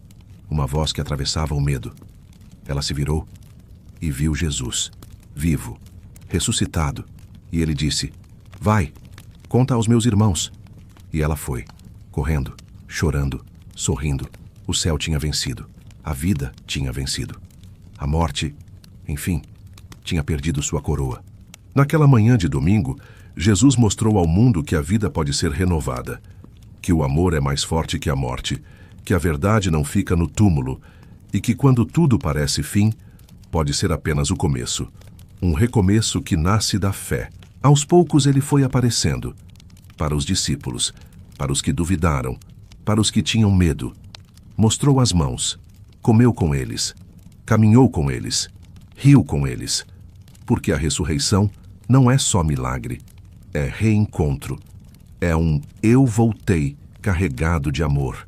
Pedro, Maria, João, todos puderam ver, tocar, ouvir de novo aquela voz. E talvez naquele reencontro tenham entendido que a dor teve propósito, que o silêncio do sábado preparava o grito de alegria da ressurreição. Porque o céu trabalha até quando tudo parece calado. Pedro, o que o havia negado, teve um reencontro à beira do mar. Jesus o chamou. Sentaram, comeram peixe. E ele perguntou: Pedro, você me ama? 3 vezes. Para cada negação, uma nova chance. Pedro chorou, mas foi restaurado, porque Jesus não cancela ninguém. Ele reconstrói. E então, depois de 40 dias aparecendo, ensinando, caminhando, Jesus reuniu os discípulos. Estavam num monte. O vento soprava forte. E ele disse: Vão, façam discípulos, ensinem tudo o que eu ensinei. E lembrem-se, eu estarei com vocês até o fim dos tempos. Depois disso, foi elevado aos céus. Subiu diante dos olhos deles, até desaparecer entre as nuvens. Ficaram ali, olhando para cima, com o coração dividido entre o espanto e a saudade. Mas sabiam, ele não havia partido, apenas mudado de lugar. O mundo nunca mais seria o mesmo, porque aquele que morreu vive, e sua história não termina num túmulo. Ela continua. Nos corações que creem, nos passos de quem segue, nos olhos de quem ama. O túmulo vazio continua sendo um lembrete de que nossas noites escuras têm fim, de que nossa dor tem cura, e que a esperança sempre volta, como o sol depois da tempestade, como o abraço depois do medo, como a fé que ressurge, mesmo quando pensávamos ter perdido tudo. Jesus, com seu sacrifício, nos ensinou que o amor não falha, que a verdade atravessa gerações, e que o perdão é mais forte que qualquer erro. A cruz nos mostrou a dor. O túmulo vazio nos revelou a vitória. E juntos, eles nos lembram: Deus não desiste de nós. Então, quando o medo bater, quando a culpa pesar, quando o silêncio parecer eterno, lembre-se, há uma pedra sendo removida. Há uma luz prestes a entrar. Há um novo começo reservado para quem crê. Porque aquele que venceu a morte também pode vencer o que te aflige hoje. Que essa verdade esteja viva dentro de você. Que a lembrança da ressurreição renove sua fé, sua esperança, sua coragem. E que nunca, nunca mesmo você esqueça: Jesus venceu. E porque ele venceu, você também pode recomeçar, todos os dias. Tenha uma boa noite. Que o descanso de hoje renove seu espírito. E que o novo amanhecer te encontre cheio de fé, coragem e paz.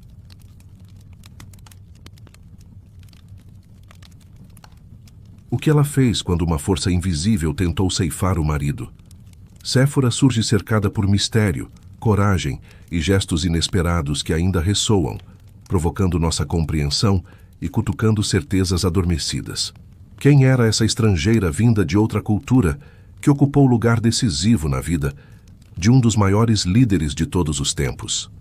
Como ela ajudou a forjar o homem que enfrentou faraós, humilhou deuses egípcios e conduziu escravos rumo à liberdade prometida.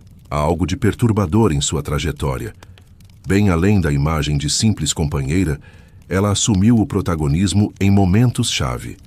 Como, mesmo não sendo israelita, percebeu o sinal espiritual da circuncisão e alinhou sua casa ao chamado divino destinado a Moisés. Esta é a história de uma mulher forte, ousada e enigmática, cujas decisões mudaram não apenas o rumo da própria família, mas o destino de um povo inteiro. Prepare-se para uma narrativa de fé, temor e renúncia que prende a respiração do início ao fim. Do princípio ao fim, Venha descobrir como Séfora se tornou emblema de coragem, fé e firmeza em meio a provações bíblicas. Moisés fugia de um passado sangrento após matar um egípcio e deixou o palácio. O deserto o recebeu como tribunal silencioso de sua consciência. Ele abandonou os privilégios de príncipe e entrou em exílio poeirento. O calor implacável fazia o ar parar, e o vento áspero trazia grãos de areia e lembranças.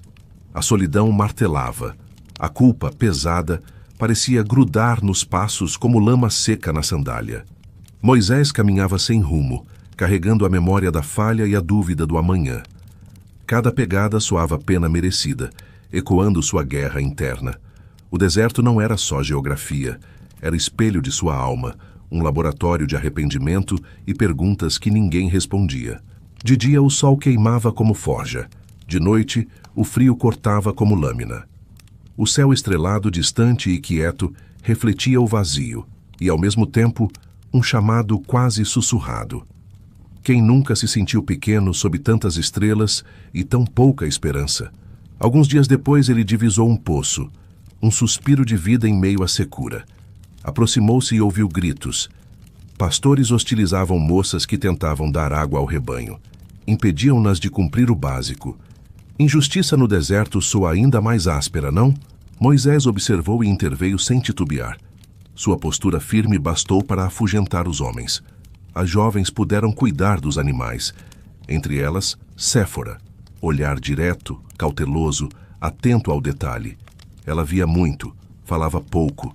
Combinação que costuma desarmar arrogantes. Havia algo singular nela. Uma força silenciosa que atraía a atenção de Moisés. Gratidão e prudência misturavam-se no olhar. Ao voltarem, contaram ao pai, Jetro, sobre o estranho corajoso. O relato carregava poeira, água e respeito recém-nascido. Impressionado, Jetro convidou Moisés para casa. Ali o fugitivo encontrou mais que abrigo. Achou sentido.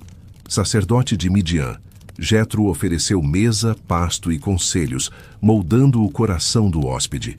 Às vezes, Deus fala por hospitalidade e pão quente, reparou? A ligação entre Moisés e Séfora cresceu aos poucos, como água que cavouca pedra. A convivência moldou destinos. Ele recuperou propósito. Ela percebeu disciplina e mansidão, surgindo onde antes havia apenas fuga e ferida. Dois caminhos distintos, aprendendo a caminhar juntos. O relacionamento floresceu inesperadamente. Ele, hebreu criado no luxo egípcio, ela, madianita, filha de sacerdote e tradições firmes. Diferenças que se tornaram ponte. Na troca diária, a fé prática de Séfora afinou a alma de Moisés como quem ajusta uma harpa. As distâncias culturais viraram terreno fértil para aprendizados. Séfora trouxe resiliência e devoção quieta, um tipo de sabedoria que palácios não oferecem. Moisés foi sendo transformado por esse testemunho discreto, que é fogo baixo, não estala, mas cozinha o impossível. A união dos dois marcou encontro improvável. Séfora encontrou em Moisés alguém em busca de identidade e arrependido do passado. Moisés viu nela firmeza que o inspirava apesar dos contrastes. Ironia suave. Eram diferentes o suficiente para se completarem sem se apagar. A vida no deserto, contudo, exigia fibra. Dias longos, rebanhos inquietos, clima hostil. À noite, sob o manto de estrelas, conversavam sobre medos e caminhos. O silêncio do céu, às vezes, parecia responder com um ainda não, e isso também ensina a paciência. Com intuição aguçada, Séfora alertava sobre perigos invisíveis. O deserto parecia treiná-los como instrutor severo para algo maior. Na vastidão, amadureciam. Na rotina, eram lapidados. Já percebeu como Deus usa repetições para preparar revoluções silenciosas? Nos apertos, a fé de Séfora não vacilava. Ela cria que o encontro com Moisés fazia parte de um desenho maior. Essa certeza abraçava o marido, encorajando-o nas dúvidas diárias. Às vezes, o milagre é alguém acreditar por nós quando fraquejamos. Ela o ajudava a encarar temores e a achar força para continuar. Moisés entendeu. Séfora não era só esposa, era parceria espiritual. Com ela, desceu às profundezas da própria vocação, retirando pedras do poço até a água ficar clara. Anos depois, enquanto apacentava o rebanho de Jetro, Moisés viu a sarça ardente. Fogo que queimava sem consumir. Era sinal nítido do alto. A voz de Deus o enviou de volta ao Egito para libertar os hebreus. O chão era santo, os sapatos, peso. O chamado, grandioso e assustador. Atordoado, Moisés hesitou. Sentia-se incapaz. Ao voltar, mal encontrou palavras. O olhar, porém, contava tudo. Pavor e compulsão de obedecer. Séfora percebeu a tormenta e, mesmo temendo, o incentivou a aceitar a missão. Amor também é empurrão terno, percebeu? Preparando a jornada, Séfora assumiu tarefas, organizando suprimentos e rotas. Cuidou da família com precisão de quem lê o tempo. A estrada seria longa, o deserto árduo. Mas quando o propósito chama, o passo encontra cadência, mesmo com areia nos olhos. No caminho, algo terrível aconteceu. Durante o acampamento, Moisés caiu ofegante, como se mãos invisíveis estrangulassem o fôlego. A noite parecia segurar a respiração. Medo tem cheiro. Já notou? Ali cheirava a ameaça antiga pedindo acerto imediato. O silêncio pesava como pedra. Tomada por discernimento que ultrapassava fronteiras culturais, Séfora pegou uma pedra afiada, circuncidou o filho e tocou com sangue os pés de Moisés. Murmurou: Tu és para mim esposo de sangue. A ironia do sagrado feriu o orgulho e salvou a vida. Na mesma hora, a pressão se desfez. O ar voltou. Moisés respirou fundo, vencido e preservado. O acampamento recuperou o som. Grilos, vento, coração. Às vezes, a obediência custa caro, mas é o preço que abre portas que nenhum braço força. Esse episódio enigmático revelou a importância de Séfora na missão. Sua ação firme e corajosa não apenas livrou Moisés da morte, como reafirmou o pacto de sua casa com Deus. Entre medo e fé, ela escolheu aliança. E a história nunca mais foi a mesma. Do povo hebreu veio o recado. Mesmo numa jornada conduzida por Deus, perigos surgem por caminhos inesperados. Antes de seguirmos, conto com você. Inscreva-se e deixe o like. Parece pequeno, mas ajuda a espalhar essas histórias como fogo em lenha seca. Agora seguimos com a vida de Séfora. Ao chegarem ao Egito, Moisés encarou o faraó com firmeza. Porém, a missão cobrou preço doloroso: separar-se da esposa e dos filhos. Sabia que os riscos eram altos. Por isso, enviou a família de volta a Midian, segura com Jetro. A distância doeu como ferida aberta. Séfora encarou sozinha o deserto, enquanto Moisés guiava um povo exausto rumo à liberdade, sob pressões brutais. Cada dia era incerto, cada noite uma intercessão. Amor também sabe esperar, às vezes com olhos marejados e mãos firmes. As notícias que chegavam eram inquietantes. Pragas assolando o Egito, confrontos diretos com o faraó, ousadia crescente. Em Midian, Séfora cuidava dos filhos e da fé da casa, criando refúgio de paz em meio a rumores de guerra. Quem disse que o lar não é trincheira? Ela se fortalecia na certeza de que Moisés cumpria propósito maior do que podiam compreender. À distância, sustentava-o em oração, perseverança silenciosa que move montanhas de ansiedade. Curioso, quando não podemos agir com as mãos, Deus aceita lágrimas como oferta. Mesmo longe, o apoio de Séfora não faltou. Entendia que sua ausência também fazia parte do plano e que renunciar naquele momento era amor em estado adulto. Chamado autêntico, exige coragem e desapego. Ela ofereceu ambos, sem discurso, na rotina que ninguém filma. Suas noites eram bordadas por orações baixas, enquanto imaginava o fim da missão que consumia Moisés. Após a libertação, Jetro conduziu Séfora e os filhos ao encontro do líder no deserto. O reencontro teve lágrimas contidas e suspiros longos, como quem volta a respirar. Moisés, agora à frente de uma multidão de ex-escravos, trazia nos olhos o peso da liderança e cicatrizes invisíveis. Ao abraçar a família, sentiu alívio profundo, mas sabia. A caminhada ainda era longa. Entre dunas e decisões, descanso virou artigo sagrado. O deserto antes exílio tornou-se campo de prova espiritual e física. Moisés contou a Séfora sobre pragas, pressões e murmurações constantes do povo. Paciência era ouro raro. Oração, pão diário. Quem lidera precisa de colo e de conselhos que cabem numa frase. Jetro, atento ao desgaste, deu orientação que mudou o jogo. Delegar causas menores a líderes capazes, guardando para si questões maiores. Organização também é cuidado pastoral. E, convenhamos, até profeta precisa de planilha emocional para não ruir por dentro. Essa sabedoria aliviou a carga de Moisés e evidenciou o apoio contínuo da família de Séfora. Ela percebeu que a missão não estava perto do fim. Aceitou o script. Desafios recorrentes, propósito maior. Às vezes, a fidelidade é só continuar sem perder o sorriso. Mas também havia consolo. Seu papel de esposa e mãe era eixo invisível do equilíbrio de Moisés. Ela oferecia abrigo emocional e chão espiritual. Quem disse que bastidores não decidem batalhas? A luz do palco depende do fio certo ligado na tomada. A Bíblia menciona outra mulher na vida de Moisés, a mulher cuxita em Números 12. Quem era? Alguns a identificam com Séfora, outros veem uma segunda esposa de origem distante. O tema, espinhoso, rendeu debates familiares, e fofoqueiros nunca perdem o horário. Miriam e Arão criticaram a união, talvez por questões culturais ou políticas. A resposta do céu foi dura, lepra sobre Miriam, deixando claro que Deus respaldava Moisés.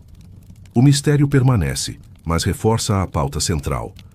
Deus costura sua obra com fios de muitos teares e com pessoas de mundos distintos para cumprir um plano mais amplo.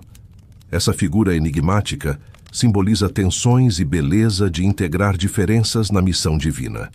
Onde há propósito, há também choque de costumes, e, se houver humildade, nasce sabedoria no atrito. Séfora desempenhou papel vital na trajetória de Moisés, sobretudo nos momentos limítrofes. Sua coragem na circuncisão salvou o marido e manteve viva a missão. Sua força no deserto e intuição espiritual ajudaram a forjar o libertador quando o cansaço pedia desistência. Enquanto Moisés enfrentava o faraó e guiava Israel, lembrava-se das palavras de Séfora. Seus conselhos ecoavam como bússola, lembrando-o de firmeza, foco e fé. Às vezes, o que sustenta um líder é uma frase antiga, guardada como pedra lisa no bolso. Ele sabia. Mesmo distante, ela o cobria em oração constante. Séfora, por sua vez, encarava Midian com resiliência. Entendia que o chamado de Moisés extrapolava a medida da família. Essa visão alargou seu peito e segurou a casa quando o vento apertou. Essa compreensão deu forças para encarar perigos e educar os filhos enquanto aguardava notícias. Quando Moisés retornou com o povo liberto, estava transformado. A liderança imprimira marcas na alma. Vitória tem custo alto e o rosto entrega o recibo. Séfora percebeu e fez do lar um abrigo. Seu apoio emocional e espiritual foi o melhor presente, permitindo a Moisés concentrar-se no chamado sem dispersões. Amar um líder também é proteger seus silêncios e cuidar do seu descanso como altar doméstico. O legado de Séfora é coragem, fé e determinação. Enfrentou o invisível, suportou a distância e agiu com precisão em horas críticas. Sua contribuição, por vezes discreta, é chave para entender a jornada de Moisés, porque Deus ama trabalhar com mãos invisíveis. Nos relatos ela aparece pouco, mas pesa muito. Representa a força silenciosa que sustenta grandes vocações. Sua ousadia na circuncisão, sua resiliência na separação e seu apoio constante desenham consequências que atravessam gerações, mesmo quando ninguém aplaude. Além disso, o mistério ao redor de sua figura adiciona camada valiosa à história. Séfora lembra que em narrativas de grandes líderes há personagens secundários, cuja firmeza molda destinos. Segundo plano para os homens, primeiro para Deus, que conta bastidores. Sua história nos convida a honrar quem ocupa funções essenciais e discretas. O legado de Séfora sussurra: Por trás de cada grande missão, abraços anônimos, joelhos no chão e olhos atentos. Sem essas colunas, nenhum teto permanece de pé. Sua vida testemunha a coragem de encarar o desconhecido e a fé que sustenta nos dias sombrios. Quando a areia levanta e o céu parece de bronze, a perseverança de Séfora nos lembra: quem guarda a aliança encontra caminho, mesmo que o mapa esteja em chamas.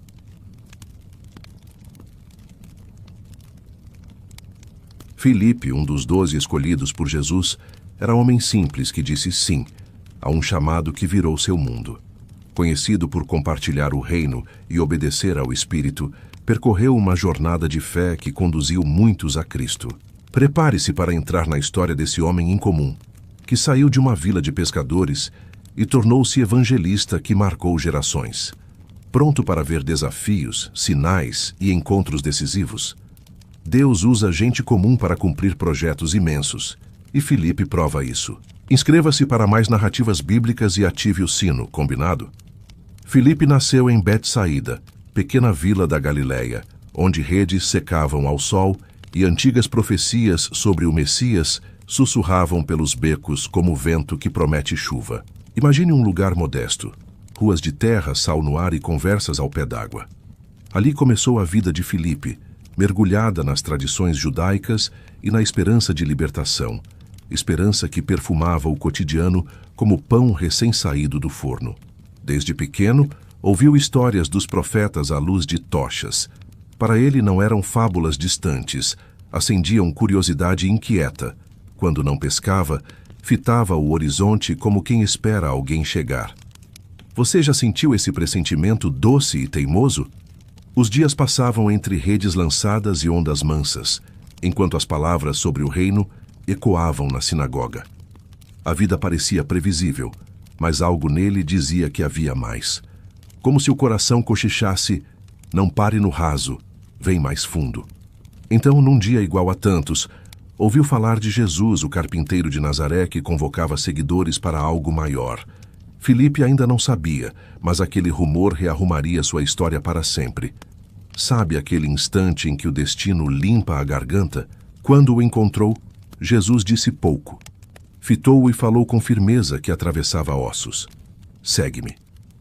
Aquelas 2 sílabas soaram eternas, como se o futuro piscasse. Filipe não hesitou. Deixou o conhecido na areia, como redes molhadas secando ao sol. Caminhando, sentia excitação e incerteza dançando juntas. Quem era afinal aquele mestre? Muitos o chamavam Messias, mas perguntas sobravam. Filipe, porém, tinha um impulso claro: boas novas não cabem no bolso. Lembrou-se de Natanael e correu para buscá-lo imediatamente. Encontrando o amigo, disparou: achamos aquele sobre quem Moisés e os profetas escreveram, Jesus de Nazaré, filho de José. Natanael franziu a testa. De Nazaré? Alguma coisa boa sai de lá. Filipe sorriu e entregou a chave. Vem e vê. Conduzindo o amigo, ele mal imaginava o que viria. Ainda aprendia quem era o mestre, mas já sentia a própria vida ser transformada. A dúvida de Natanael refletia muitas vozes. Porém, as respostas de Jesus sempre chegavam por rotas surpreendentes e firmes. Seguir Jesus parecia entrar numa terra onde o impossível se torna hábito. Cada manhã trazia desafio e ensino novo. Filipe, naturalmente curioso, absorvia gestos e palavras e fazia algo quase automático. Aproximava gente de Jesus. Seguir e conduzir, 2 passos do mesmo ritmo. Certa vez, diante de uma multidão faminta, Jesus perguntou a Filipe: onde compraremos pão para estes? Ele fez contas rápidas. 200 denários não bastariam. A lógica era impecável, mas o mestre mirava além. Já percebeu quando Deus gentilmente estica nossa régua? André mencionou um garoto com 5 pães e 2 peixes. Insignificante. Nas mãos de Jesus, virou abundância. Filipe viu o milagre rasgar os limites do cálculo. Parecia lição silenciosa. A fé começa onde a razão termina e pousa os ombros. Filipe permaneceu mudo, porém marcado. Cada sinal abria outra porta. Ainda havia véus no entendimento, mas o reino tornava-se mais nítido. Ele queria ver além do visível, tocar o sentido escondido. E como todo aprendiz, perguntou no momento exato. Numa conversa íntima disse: Senhor, mostra-nos o Pai e isso nos basta. Jesus respondeu com ternura que puxa a orelha. Tanto tempo contigo, Filipe, e não me conheces? Quem me vê, vê o Pai. Doeu e curou na mesma frase. Ele era prático. Tentava entender com régua e compasso. Ver o invisível não é simples, mas notou algo essencial. Jesus não descartava suas dúvidas, usava-as como ferramentas. Cada pergunta virava degrau. E duvidar com sinceridade também é forma de buscar. A jornada, porém, não era só identificar quem Jesus é. Era descobrir quem Filipe se tornava ao segui-lo. Caminhar com o mestre parecia mapa que se desenha passo a passo. Dúvidas continuavam, mas agora vinham abraçadas à expectativa certa. Com ensinamentos e sinais, véus caíam aos poucos. Mesmo quando tropeçava, ele via no olhar de Jesus a confirmação do caminho. Então veio a cruz e depois a ressurreição. O mundo virou do avesso, e o coração de Filipe também. Com a partida do mestre, começou a nova etapa, sem retorno ao antes. O discípulo que buscava respostas recebeu missão: anunciar o reino, custe o que custar. O Espírito soprava como vento em vela, empurrando-o rumo ao desconhecido necessário. Nessa caminhada, surgiu um encontro improvável. Pelo caminho deserto, guiado pela voz do Espírito, Filipe viu uma carruagem. Dentro, um eunuco etíope de grande prestígio lia Isaías.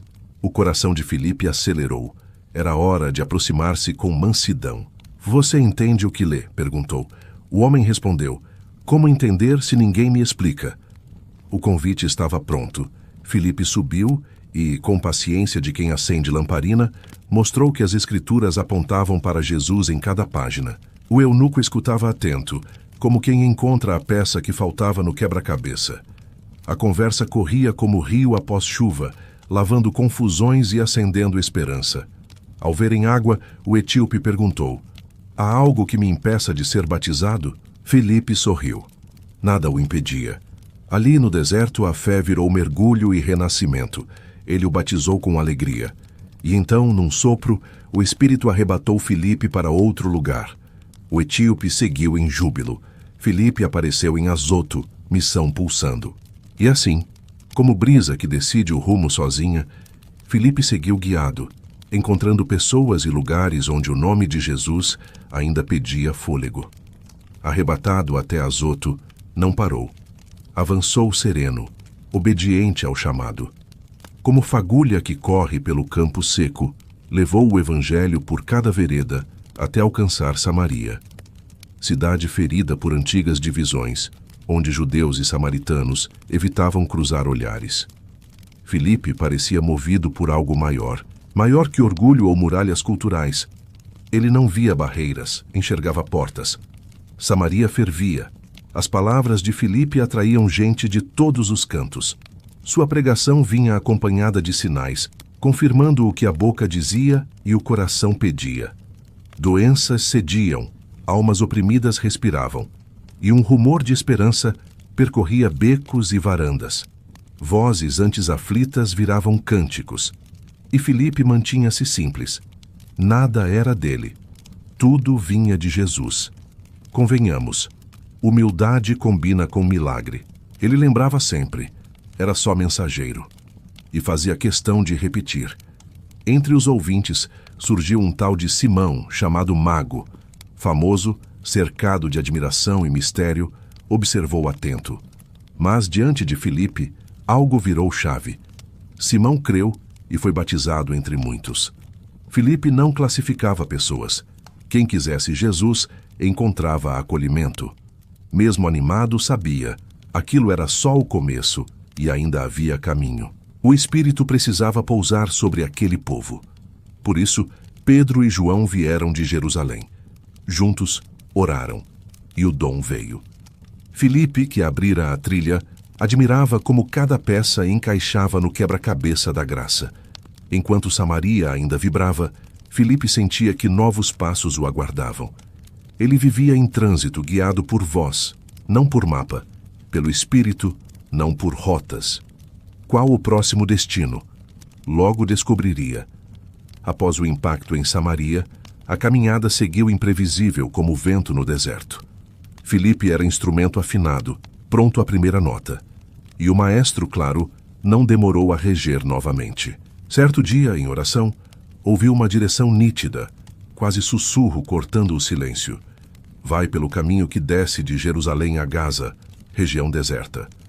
Deserto? O que poderia haver ali?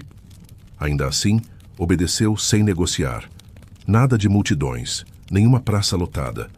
Só areia, calor e passos curtos. Filipe não discutiu. Foi. E no caminho, o improvável se montou como cenário preparado pela própria providência. Quem diria que o vazio seria palco? Mais uma vez, Deus pilotava cada detalhe. Enquanto andava, Filipe avistou uma carruagem diferente. Rodas marcavam o chão seco num compasso grave. O som ritmado parecia anunciar encontro que muda rotas. Lá dentro, alguém lia em voz alta. Não era viajante comum, mas oficial de confiança. Tesoureiro da rainha Candace da Etiópia. O pergaminho tremulava na brisa quente. Era Isaías, ainda enigma aberto. De novo o Espírito falou. Aproxime-se da carruagem. Filipe não adiou. Alcançou o veículo e lançou uma pergunta simples, cheia de sentido. Você compreende o que está lendo? O homem ergueu os olhos espantado. Como entender se ninguém explica? Parecia aguardar esse exato instante. Filipe subiu e, com a carruagem avançando lenta, começou a mostrar Jesus a partir daquela passagem. Sem pressa. Didática que abraça. A conversa seguia como riacho manso. Mas Filipe percebia que algo maior borbulhava. Aquela cena desértica não terminaria ali. O céu tinha pressa boa. Aliás, você já sentiu que uma página está virando? Depois daquele encontro no ermo, ele prosseguiu, como sempre guiado pelo Espírito. Passos firmes, ouvido atento. O itinerário apontou para Cesareia, cidade pórtico de culturas e crenças, onde mar e vozes se cruzavam. Diferia de tudo o que vivera.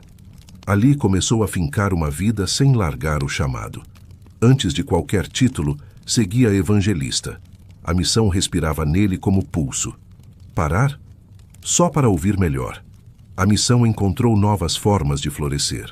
Filipe tornou-se conhecido não só pelo que pregava, mas por como vivia. Falava nas praças, partia o pão nas casas, juntava gente, plantava fé. Pouco a pouco, sua presença moldava os crentes de Cesareia. Cresciam em número e profundidade. Mas havia algo mais. Sua família também exalava o chamado, ampliando o alcance do testemunho como lâmpadas acesas. Ele tinha 4 filhas e não eram comuns. Carregavam dom de profecia, herança que parecia correr nos corredores da casa. Imagine um lar simples, porém cheio de fervor. Chão gasto, vozes em oração. Ali, fé não era discurso, era prática diária. As filhas profetizavam como melodias que anunciam o reino. O ministério de Filipe estendia braços por meio delas, alcançando lugares onde ele não chegaria. Cesareia virou porto seguro, nunca ponto final. Filipe sabia que cada capítulo abre outro. Mantinha-se alerta. Qualquer conversa podia ser início de algo grande. Você também percebe quando o ordinário pisca o extraordinário? Naquele lar, onde fé e carinho se entrelaçavam, ele discernia que Deus ainda tinha muito a revelar. A ele e aos que chegavam. Os anos correram como rio calmo. Filipe permaneceu servo disponível. Mesmo com a rotina de pai e líder, guardava prontidão. A missão não se aposenta enquanto houver alguém que precise ouvir Jesus. Com serenidade e fibra, era a luz onde estivesse. Simples assim. Com o tempo, sua casa virou referência para viajantes e missionários. Gente buscava descanso, conselho e ânimo. Nessa atmosfera, o apóstolo Paulo, em viagem, encontrou abrigo, mesa posta, escutas atentas, amizade que fortalece. Visualize a cena. 2 perfis tão distintos e complementares, debatendo estratégias para espalhar o reino. Ao fundo, as filhas de Filipe, com palavras proféticas, enchiam a casa de clareza e direção. Quem não gostaria de sentar ali? Mesmo vendo a influência familiar crescer, Filipe preservava a humildade.